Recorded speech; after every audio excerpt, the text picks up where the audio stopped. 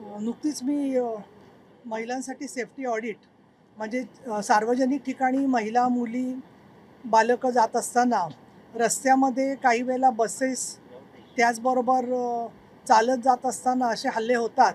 या संदर्भामध्ये सर्व डिपार्टमेंट्स मग गृह विभाग, शिक्षण विभाग, परिवहन विभाग, सार्वजनिक बांधकाम विभाग या सगळ्यांना वेळोवेळी सूचना दिलेल्या आहेत. सभागृहात सुद्धा हे प्रश्न अनेक वेळेला गाजलेले आहेत. काल ही घटना कळल्यानंतर मी नगरचे SP सोमनाथ घारगे यांच्याशी संपर्क केलेला आहे. काल रात्रीपर्यंत तरी आरोपी पकडला गेलेला नव्हता. आरोपीचा हेतू जो आहे तो कुणाचा तरी सूड काढणं किंवा असंतोष माजवणं किंवा अशा प्रकारे शाळेत जाणाऱ्या छोट्या मुलींना त्रास देणं या प्रकारची विकृती असू शकेल असं मला हल्ल्याच्या पद्धतीवरून वाटतं. लवकरात लवकर आरोपी पकडला जावा अशा प्रकारच्या सूचना दिलेल्या आहेत आणि अर्थातच पोलीस त्यासाठी प्रयत्न करत आहेत. परंतु जे काही महिलांकडून माहिती तिकडच्या येते आहे वाहिन्यांवरून किंवा इतरत्र, त्यामध्ये आसपासचे जे छोटे छोटे रस्ते शाळांकडे जाणारे असतात त्याच्यावरती सुद्धा मुलींना सुरक्षितता लागते.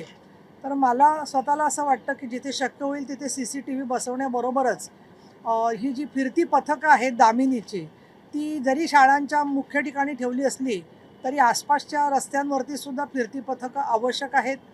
काय प्रकारचं ॲसिड हे होतं याच्याबद्दलची माहिती अजून डॉक्टरांकडून पुरेशी आलेली नाही आहे. सभागृहात चर्चा होत असताना सुद्धा यावरती मी स्वतः दखल घेतलेली आहे आणि तिच्या कुटुंबियांना आणि तिलासुद्धा लवकरच भेटण्याचा माझा विचार आहे.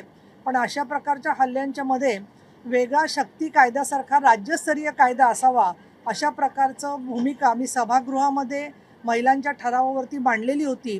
कारण शक्ती कायद्याच्या केंद्राचा BNSमध्ये म्हणजे भारतीय न्याय संहितेत जरी समावेश झाला असला तरीसुद्धा ॲसिड टाकणं आणि सायबर क्राईम्स याच्यासाठी महाराष्ट्राचा वेगळा कायदा असणं गरजेचं आहे. त्याची शिफारस पोलिसांना दिलेली आहे. मला ही अपेक्षा आहे की लवकरच राज्य सरकारकडून त्याबद्दल योग्य ती पावलं उचलून आरोपींना कठोर शिक्षा होण्याच्या दृष्टिकोनातून कार्यवाही चांगल्या प्रकारे होईल. या आरोपीला कडक शिक्षा झाली पाहिजे आणि ज्या प्रकारचं ॲसिड फेकलं जातं त्याच्यावरती काही प्रतिबंध आणता येईल का हे सुद्धा बघणं आवश्यक आहे.